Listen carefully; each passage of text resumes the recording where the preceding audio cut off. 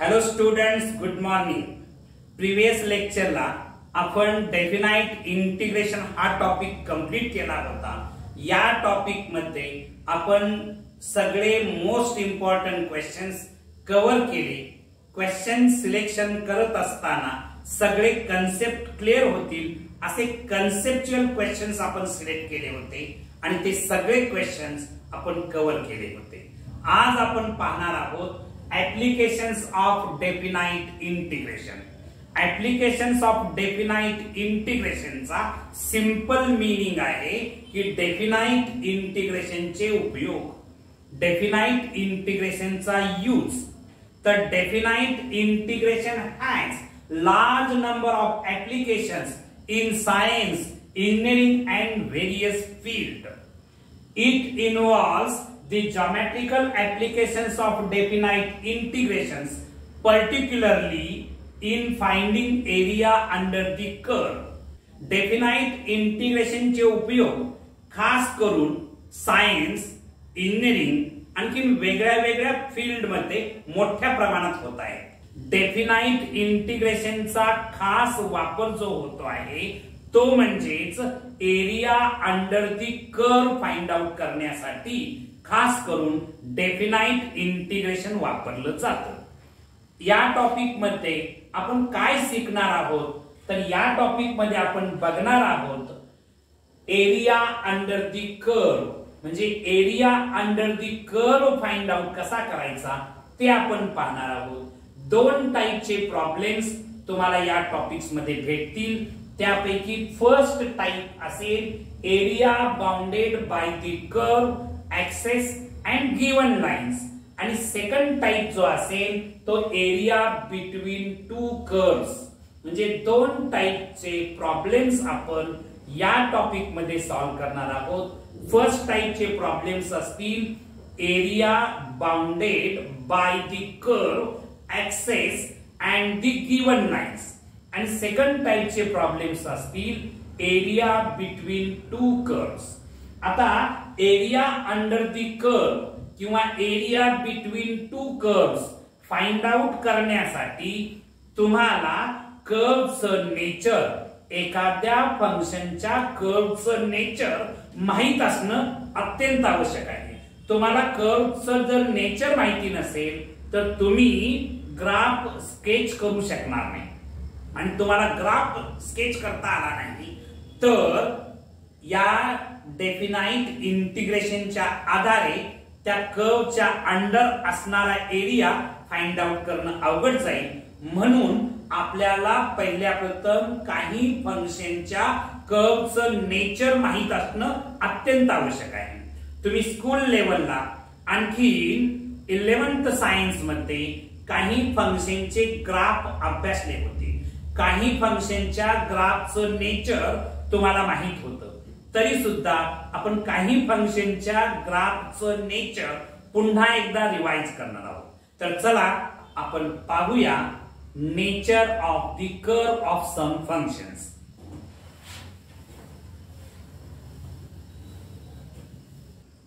तर next concept आपण बघणार आहोत. त्याच्यामध्ये डेफिनाइट इंटिग्रेशनचा यूज करून एरिया अंडर दी कर्व काढायचा असेल किंवा डेफिनाइट इंटिग्रेशनचा यूज करून एरिया बिटवीन टू कर्व्स जर तुम्हाला फाइंड आउट करायचा असेल तर प्रथमतः गिवन फंक्शनच्या कर्वचं नेचर तुम्हाला माहित असणं अत्यंत आवश्यक आहे. इथं मी काही इक्वेशन्स ऑफ दी फंक्शन्स लिहिलेले आहेत. त्याचे ग्राफ कसे असणार आहेत हे आपण बघूया. तुम्हाला कल्पना आहे ग्राफ ड्रॉ करण्यासाठी कोऑर्डिनेट सिस्टीम मध्ये आपण हॉरिझॉन्टल लाईन ड्रॉ करतो, त्याला आपण एक्स ऍक्सिस म्हणतो. व्हर्टिकल लाईन ड्रॉ करतो त्याला आपण वाय ऍक्सिस म्हणतो. याला एक्स डॅश असं म्हणतात, वाय डॅश असं म्हटलं जातं. ह्या दोन लाईन जिथे इंटरसेक्ट करतात त्याला ओरिजिन असं म्हणतात. ही जी आहे ती positive direction of x axis आहे, ही negative direction of x axis आहे, ही positive direction of y axis आहे, ही negative direction of y axis आहे. या बेसिक गोष्टी तुम्हाला माहित आहेत. आता इथं जे फर्स्ट इक्वेशन आहे x is equal to A. x is equal to A ही जी लाईन आहे ती y अक्षाला पॅरलल असते. x is equal to A ही लाईन y अक्षाला पॅरलल असते आणि passing through the point A on x axis. बघा ही जी लाईन असणार आहे या लाईनला मी x is equal to A म्हणू शकतो. हे जे डिस्टन्स असणार आहे इथं पासून इथं पर्यंत हे डिस्टन्स ए डिस्टन्स असणार आहे. या लाईन वरचा कोणताही पॉइंट जर तुम्ही घेतला तर त्याचा x कोऑर्डिनेट ए मिळतो. म्हणून या लाईनचं equation x is equal to a आहे. दुसरं इक्वेशन बघा y is equal to b. y is equal to b ही जी लाईन आहे ती x अक्षाला पॅरलल असणार आणखी x अक्षापासून b डिस्टन्स वरती असणार आहे. म्हणजेच समजा मी ही लाईन इथं ड्रॉ केली या लाईनचं equation y is equal to b असणार आहे. म्हणजेच line parallel to x axis त्याचं इक्वेशन असतं y is equal to b च्या फॉर्मॅट मध्ये. आणखी line parallel to y axis त्याचं इक्वेशन असतं x is equal to a च्या फॉर्मॅट मध्ये. आता इथं मी काही इक्वेशन्स दिलेले आहेत. x is equal to a ही जी लाईन आहे ती y अक्षाला पॅरलल असेल आणखी 1 युनिट वरती असेल y अक्षापासून. बघा मी त्याचाही इथं ग्राफ ड्रॉ करतो आहे. या ठिकाणी x इज इक्वल टू 1 या इक्वेशनचा जर ग्राफ ड्रॉ करायचा ठरवला समजा इथं काहीतरी 1 2 3 4 5 x इज इक्वल टू 1 ही लाईन y अक्षाला पॅरलल असेल आणि y अक्षापासून 1 युनिट डिस्टन्स वरती असेल. म्हणजे या लाईनचं equation x is equal to 1 असणार आहे. या लाईन वरचा कोणताही पॉइंट तुम्ही घेतला तर त्याचा x कोऑर्डिनेट 1 असल्यामुळे या लाईनचं equation x is equal to 1 असं आपण लिहितो. दुसरं इक्वेशन आपण विचारात घेऊ x इज इक्वल टू 5. ही सुद्धा लाईन y अक्षाला पॅरलल असेल आणि y अक्षापासून 5 युनिट डिस्टन्स अंतरावरती असेल. म्हणजेच ही y अक्षाला पॅरलल आणखी 5 युनिट डिस्टन्स अंतरावरती जर ड्रॉ केली तर अशा स्वरूपाची लाईन मिळेल. या लाईनचं इक्वेशन असेल x इज इक्वल टू 5. या लाईन वरचा कोणताही पॉइंट तुम्ही घेतला तर त्याचा x कोऑर्डिनेट 5 असतो. म्हणून या लाईनचं equation x is equal to 5 असतं. ओके. त्यानंतर थर्ड इक्वेशन आपण घेणार आहोत y is equal to 2. y is equal to 2 ही जर लाईन तुम्ही विचारात घेतली तर ती x अक्षाला पॅरलल असणार आणि x अक्षापासून 2 युनिट अंतरावरती असणार आहे. म्हणजेच या ठिकाणी ही लाईन मी ड्रॉ केली तर या लाईनचं इक्वेशन असणार आहे y इज इक्वल टू 2. ही लाईन x अक्षाला पॅरलल आहे आणि x अक्षापासून 2 युनिट्स अंतरावरती पॅरलल आहे. ओके. त्याच्यानंतर y is equal to 5. y is equal to 5 तुमचं इथं 2 आहे 3 4 5 म्हणजे इथं एक मी लाईन ड्रॉ केली तर या लाईनचं equation y is equal to 5 मिळणार आहे. म्हणजेच y इज इक्वल टू 5 ही लाईन x अक्षाला पॅरलल असेल आणि x अक्षापासून 5 युनिट अंतरावरती ती पॅरलल असेल. ओके. तर हे काही ग्राफ आपण बघितले. याच्या व्यतिरिक्त तुम्ही y is equal to 1 upon x चा जर ग्राफ बघितला तर तो ग्राफ असा मिळतो. इथं मी तो ड्रॉ करतो आहे.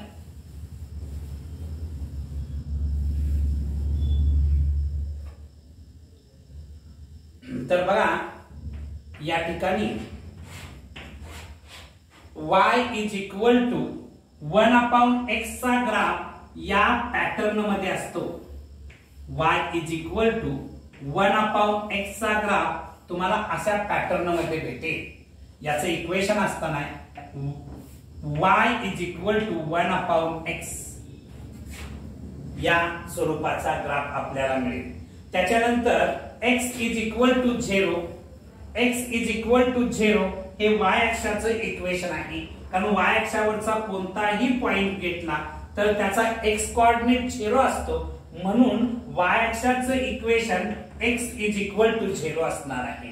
आणखी y इज इक्वल टू 0 हे x अक्षाचं इक्वेशन आहे, कारण x अक्षावरचा कोणताही पॉइंट घेतला तर त्याचा y कोऑर्डिनेट 0 असतो, म्हणून x अक्षाचं equation y is equal to 0 असतं. त्याच्यानंतर तुम्ही हे जे लास्टचं इक्वेशन मी इथं लिहिलेलं आहे y is equal to x plus 3, या इक्वेशनचा जर तुम्ही ग्राफ काढला तर हा ग्राफ सर्वसाधारणपणे y अक्षाला 3 मध्ये कट करणार आहे, कारण याचा y इंटरसेक्ट 3 आहे. y इंटरसेक्ट 3 आहे. आणखी y is equal to mx plus c, याच्यामध्ये m म्हणजे स्लोप ऑफ द लाईन असतो, आणखी c म्हणजेच y इंटरसेक्ट असतो. म्हणून हे जे इक्वेशन आहे y is equal to x plus 3, याचा y इंटरसेक्ट 3 आहे आणि स्लोप याचा 1 असणार आहे. जेव्हा y is equal to mx plus c या फॉर्मॅट मध्ये इक्वेशन असतं, आणखी हा स्लोप जर पॉझिटिव्ह असेल तर तुमची लाईन x अक्षाच्या पॉझिटिव्ह डायरेक्शनशी ऍक्यूट अँगल करते. आणखी m जर निगेटिव्ह असेल म्हणजे स्लोप जर निगेटिव्ह असेल तर तुमची लाईन x अक्षाच्या पॉझिटिव्ह डायरेक्शनशी ऑब्ट्यूज अँगल करते. बघा, जर आता इथं बघायचं y is equal to x plus 3, ही लाईन y अक्षाला 3 मध्ये कट करते आणि x अक्षाच्या पॉझिटिव्ह डायरेक्शनशी ती ऍक्यूट अँगल करते, म्हणजे हा अँगल जो आहे तो ऍक्यूट अँगल असणार. या लाईनचे equation y is equal to x plus 3 असणार आहे. ठीक आहे. समजा स्लोप जर निगेटिव्ह असेल तर ती ऑब्ट्यूज अँगल करते, हे लक्षात ठेवा. ओके. आता आपण नेचर ऑफ कर्व मध्ये काही पॅराबोलाच्या ग्राफचं नेचर बघणार आहोत. तर बघा, इक्वेशन ऑफ पॅराबोला, इथं फर्स्ट इक्वेशन आहे y² is equal to 4ax. हे जे इक्वेशन आहे हे राईट हँड पॅराबोलाचं इक्वेशन आहे आणि राईट हँड पॅराबोलाच्या ग्राफचं नेचर तुम्हाला माहिती आहे. हा माझा x ऍक्सिस आहे, हा y ऍक्सिस आहे, याला आपण x x dash y y dash म्हणणार आहे, ओरिजिन आहे. तर राईट हँड पॅराबोला या टाइपचा पॅराबोला असतो, त्याला आपण राईट हँड पॅराबोला म्हणतो. या इक्वेशनच्या ग्राफचं नेचर या पॅटर्न मध्ये असणार आहे. याचं equation y² is equal to 4ax असणार आहे. ओके. त्याच्यानंतर y² is equal to -4ax, हे जे इक्वेशन आहे हे लेफ्ट हँड पॅराबोलाचं इक्वेशन आहे. म्हणजेच लेफ्ट हँड पॅराबोलाचा ग्राफ असा असणार आहे. या टाइपचा जो ग्राफ असणार आहे याला आपण लेफ्ट हँड पॅराबोला म्हणतो. याचं equation y² is equal to -4ax असणार आहे. त्याच्यानंतर तुम्ही थर्ड इक्वेशन जर विचारात घेतलं x² is equal to 4ay, हे जे इक्वेशन आहे हे अपवर्ड पॅराबोलाचं इक्वेशन आहे. x² is equal to 4ay हे जे इक्वेशन आहे हे इक्वेशन अपवर्ड पॅराबोलाचं इक्वेशन आहे.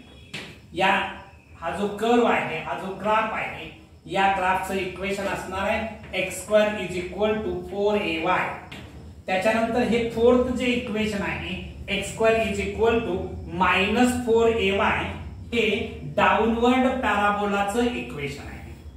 हे जे इक्वेशन आहे हे डाउनवर्ड पॅराबोलाचं इक्वेशन आहे, म्हणजे x² is equal to -4ay हा डाउनवर्ड पॅराबोला आहे. ओके. याच्यानंतर आपण इलिप्सचे इक्वेशन बघणार आहोत. या टाइपची इक्वेशन्स म्हणजे पॅराबोलाचा कन्सेप्ट तुम्ही कोनिक सेक्शन मध्ये अभ्यासलेला आहे. तर कोनिक सेक्शन मध्ये लास्ट इयरला 11th स्टँडर्ड मध्ये आपण right hand parabola, left hand parabola, upward parabola, downward parabola बघितला होता.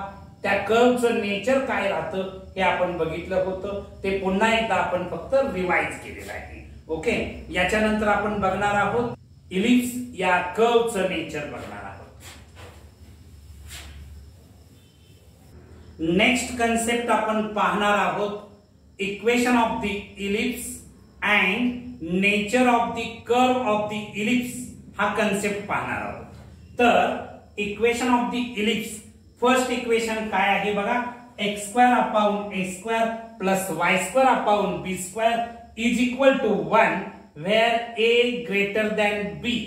and second equation of the ellipse काय आहे बघा, x square upon a square plus y square upon b square is equal to 1 where a less than b. या दोन equation मध्ये basic difference काय आहे, पहिल्या इक्वेशन मध्ये a ग्रेटर दॅन b आहे आणि दुसऱ्या इक्वेशन मध्ये a लेस दॅन b आहे. हे जे इक्वेशन आहे x square upon a square plus y square upon b square is equal to 1, याला आपण स्टँडर्ड इक्वेशन ऑफ इलिप्स म्हणतो आहे.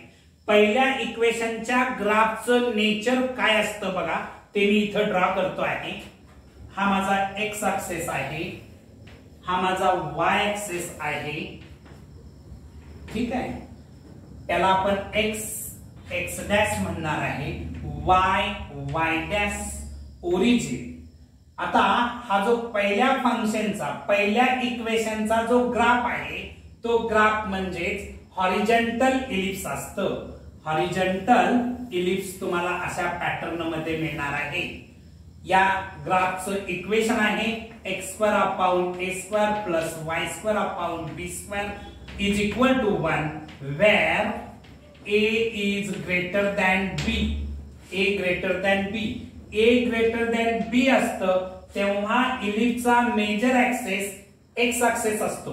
म्हणजे x ऍक्सिस हा इथं मेजर ऍक्सिस होणार आहे.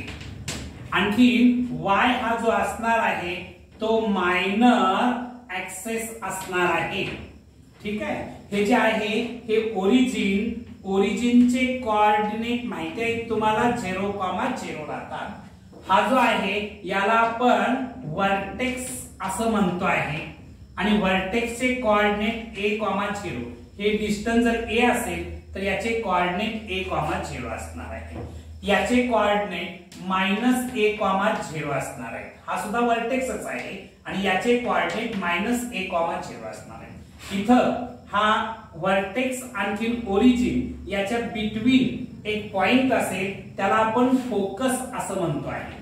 त्याला काय म्हणतो आहे, फोकस. हे बेसिक नॉलेज तुम्हाला माहिती आहे. 11th स्टँडर्ड मध्ये आपण सर्कल अँड कोनिक सेक्शन या टॉपिक मध्ये पॅराबोला, हायपरबोला, इलिप्स, सर्कल हे सगळे कन्सेप्ट आपण शिकलेलो आहोत. त्याचे इक्वेशन्स आपण बघितलेले आहेत, त्याचे ग्राफ बघितलेले आहेत, त्या ग्राफचं नेचर आपण बघितलेलं आहे. इथं फक्त आपण रिव्हिजन करतो आहे. ओके, तर हे जे सेकंड इक्वेशन आहे या सेकंड इक्वेशनचा ग्राफ काय असणार आहे. इथं मी सेकंड इक्वेशनचा ग्राफ ड्रॉ करतो आहे. फर्स्ट इक्वेशनचा ग्राफ म्हणजेच हॉरिझॉन्टल इलिप्स मला मिळालं होतं. त्याच्यानंतर सेकंड इक्वेशनचा जो ग्राफ असणार आहे ते म्हणजेच एक व्हर्टिकल इलिप्स असणार आहे. या पॅटर्न मध्ये त्याचा ग्राफ असणार आहे.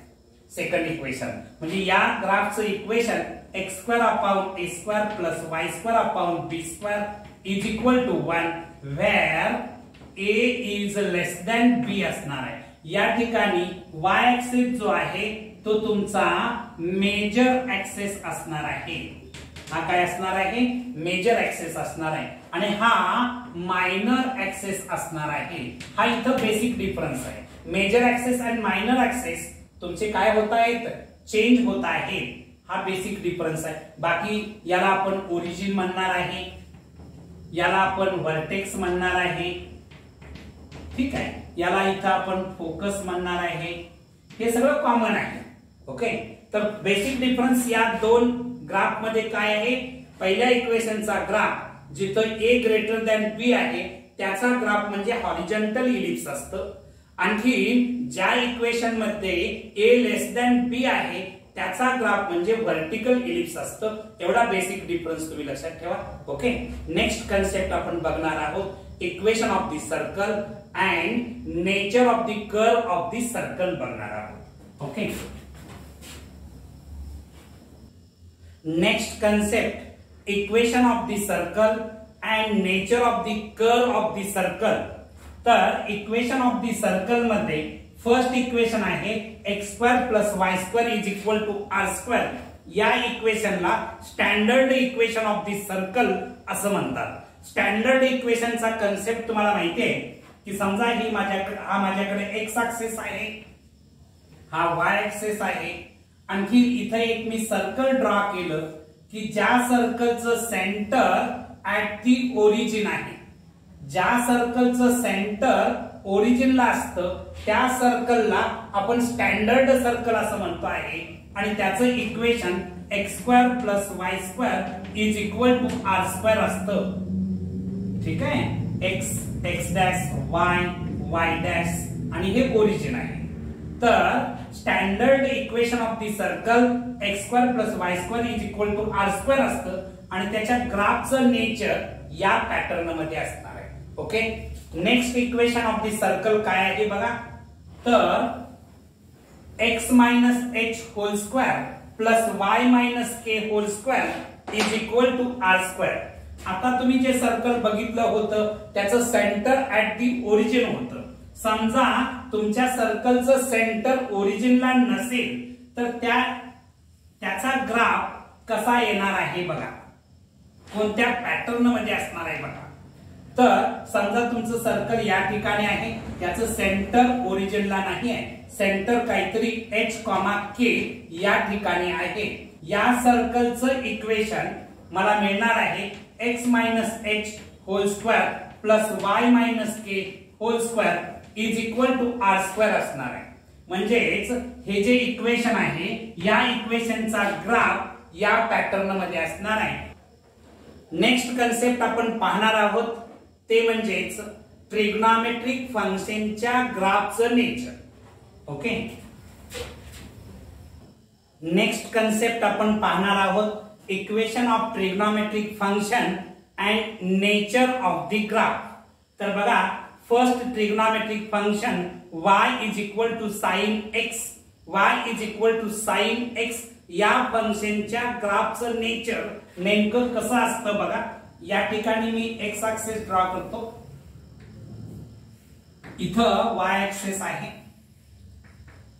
याला तुम्ही x डॅश y डॅश असं नाव देणार. ते ओरिजिन आहे. इथं समजा काहीतरी पाय आहे, इथं 2π आहे.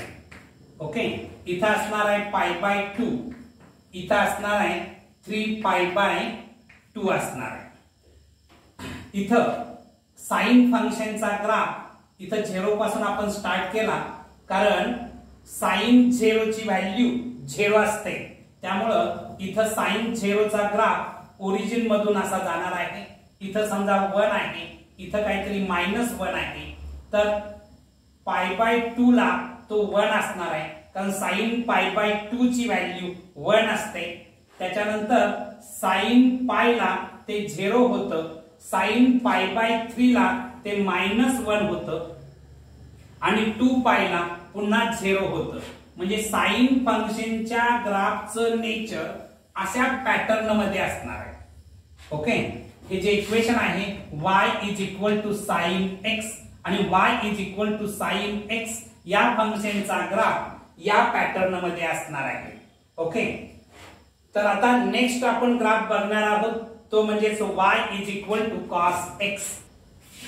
नेक्स्ट फंक्शन आपण बघणार आहोत y = cos x. या फंक्शनच्या ग्राफचं नेचर जर आपण बघायचं ठरवलं तर बघा, cos 0 ला cos 0 ची व्हॅल्यू 1 असते आणि त्यामुळं तुमचा ग्राफ इथून स्टार्ट होतो. म्हणजेच ग्राफचं नेचर असं असणार आहे.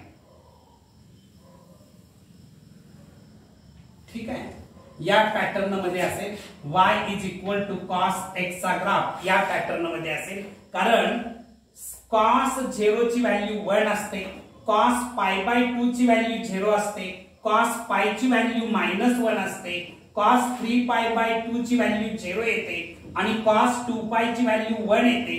त्यामुळं या फंक्शनचा जो ग्राफ आहे cos x या फंक्शनचा ग्राफ या पॅटर्न मध्ये असणार आहे.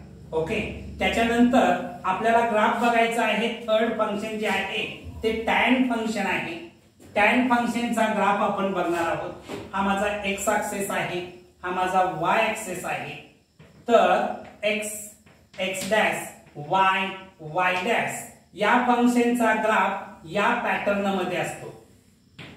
y is equal to tan x चा ग्राफ या पॅटर्न मध्ये असतो.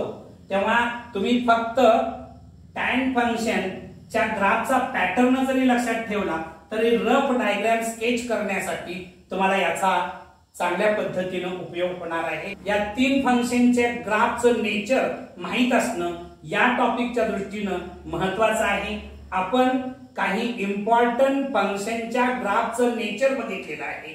यानंतर आपल्याला पाहायचं आहे ऍप्लिकेशन्स ऑफ डेफिनाइट इंटिग्रेशनचे बेसिक कन्सेप्ट. तर चला पाहूया ऍप्लिकेशन्स ऑफ डेफिनाइट इंटिग्रेशनचे basic concept. Applications of definite इंटिग्रेशनचे बेसिक कन्सेप्ट पाहण्याआधी प्रिव्हियस टॉपिकचं थोडक्यात आपण रिव्हिजन करणार आहोत. प्रिव्हियस टॉपिक मध्ये आपण fundamental theorem of integral calculus पाहिली होती. ती थेरम काय होती बघा.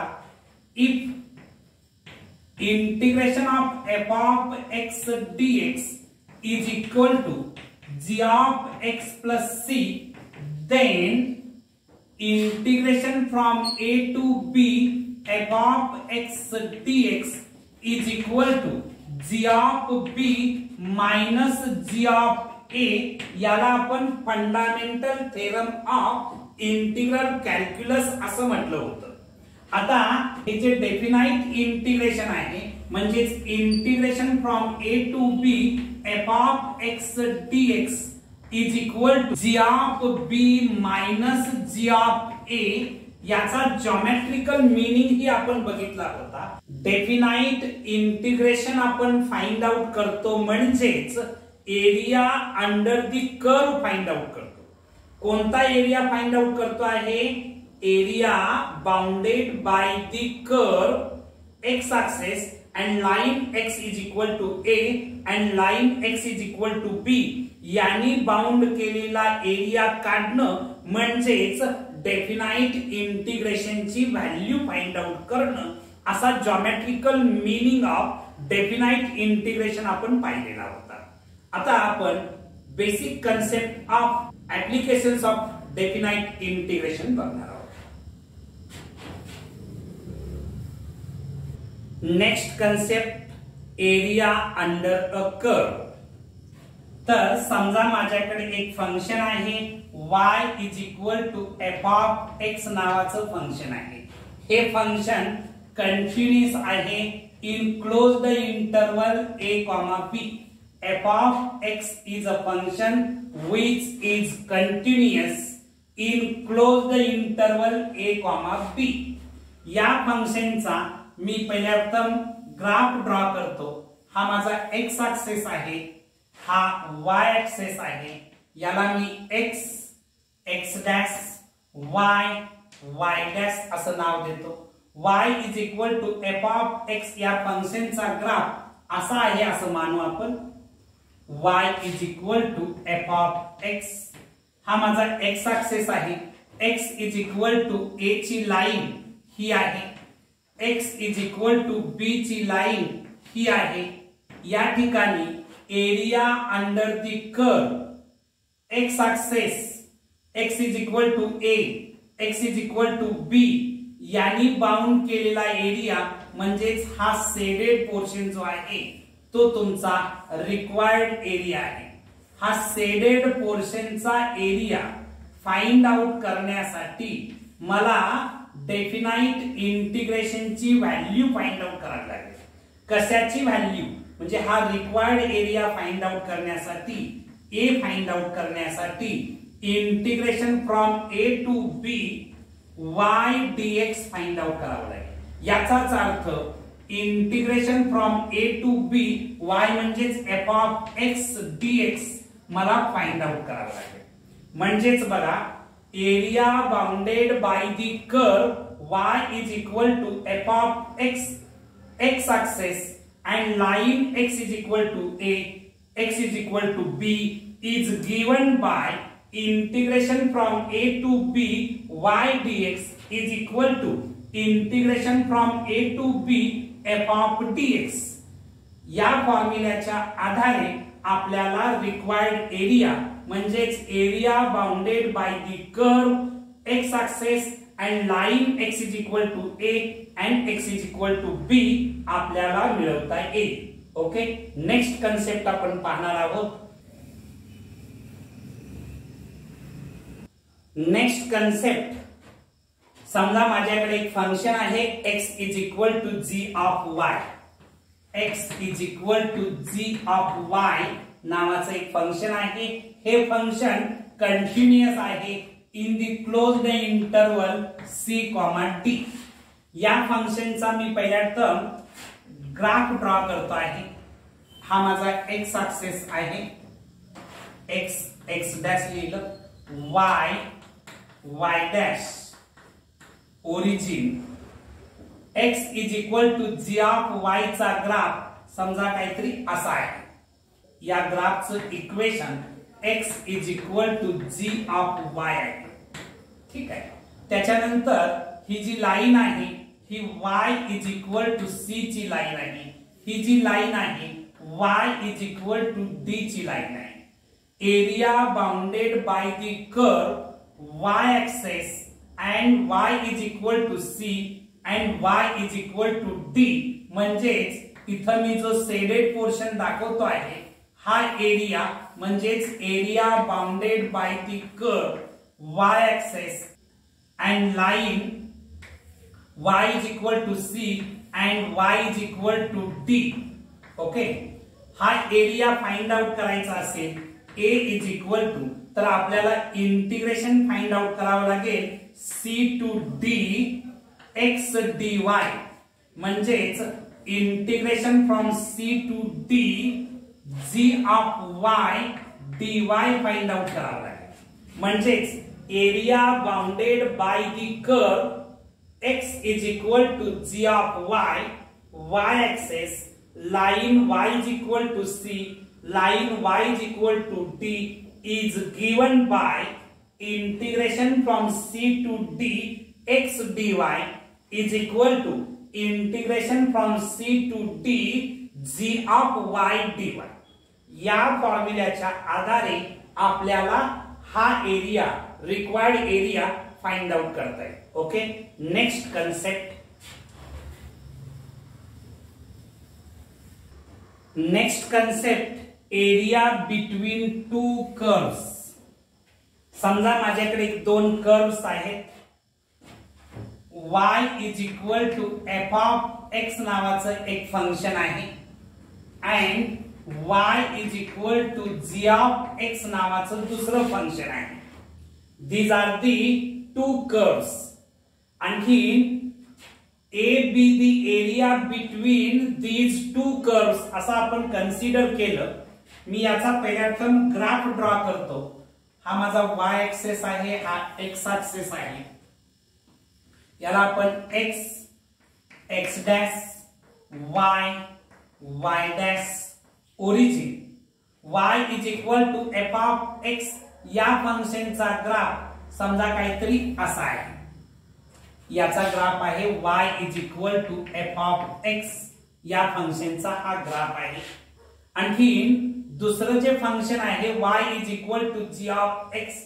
या फंक्शनचा ग्राफ काहीतरी असा आहे.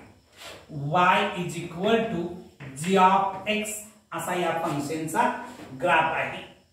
त्याच्यानंतर ही जी लाईन आहे ही x is equal to a ची लाईन आहे. ही जी लाईन आहे ही x is equal to b ची लाईन आहे.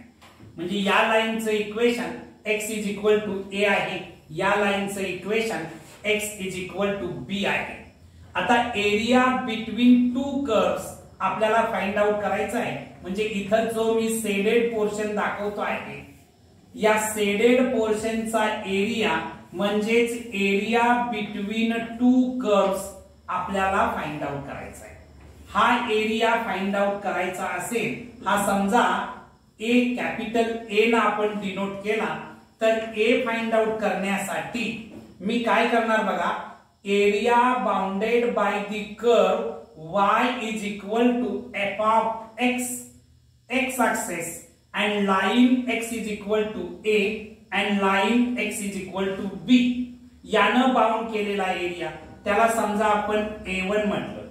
त्याच्यानंतर area bounded by the curve y is equal to g of x axis and line x is equal to a and line x is equal to b यानं bound केलेल्या एरियाला आपण a2 म्हटलं. तर a1 च्या एरियातून a2 चा area minus करावा लागेल म्हणजे area required area is equal to a1 minus a2 करावं लागेल. a1 म्हणजेच इथं आता लिहितो a is equal to a1 म्हणजेच integration from a to b f of dx असणार आहे. f of dx minus a2 म्हणजेच integration from a to b g of x dx असणार आहे. a2 म्हणजे बघा एरिया बिटवीन टू कर्व्स जर find out करायचा असेल तर मला फर्स्ट कर्वच्या अंडर येणारा एरिया मायनस सेकंड कर्वच्या अंडर येणारा एरिया आपल्याला फाइंड आउट करावा लागेल. ओके, हा बेसिक कन्सेप्ट तुम्ही लक्षात ठेवा. इथं मी लिहिलेला आहे let y is equal to f of x and y is equal to g of x be the equation of two curves. Let a be the area between y is equal to f of x and y is equal to g of x. Then area, required area is equal to mod a1 minus a2. a1 means area bounded by y is equal to f of x axis and line x is equal to a, x is equal to b. आणखी a2 म्हणजेच area bounded bye y is equal to g of x axis and line x is equal to a and line x is equal to b. Okay, next concept आपण पाहणार आहोत.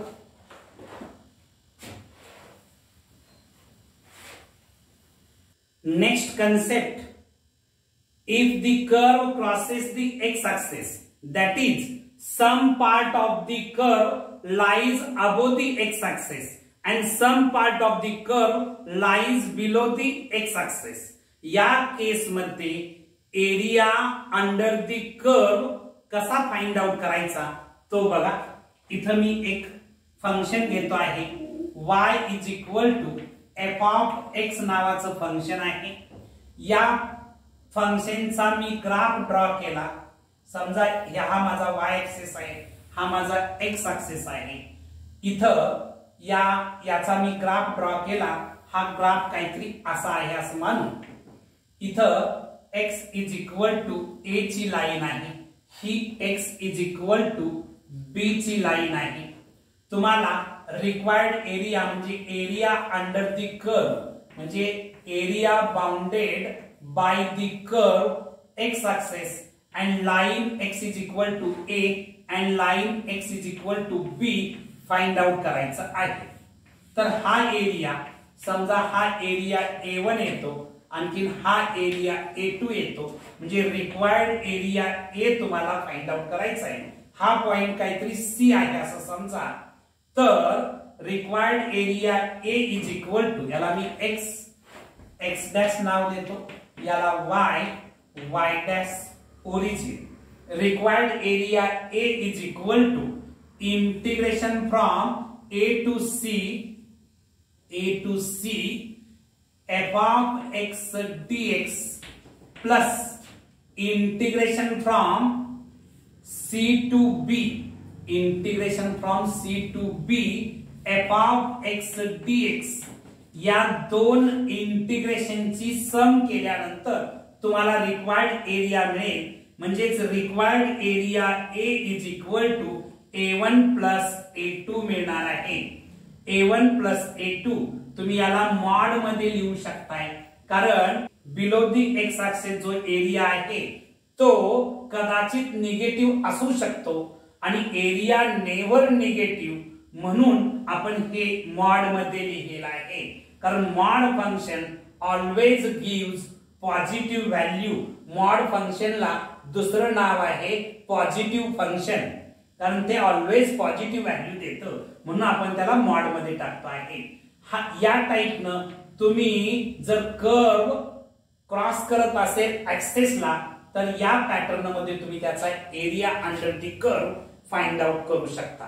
Okay, तर आज आपण almost सगळे basic concept या टॉपिकचे बघितलेले आहेत. बाकी आवश्यक असणारे कन्सेप्ट एक्झाम्पल सोडवताना सुद्धा आपण पाहणार आहोत. तर इथं आज आपण थांबू. तुम्हाला हा व्हिडिओ आवडला असेल तर लाईक, शेअर अँड सबस्क्राईब करायला विसरू नका. थँक्यू.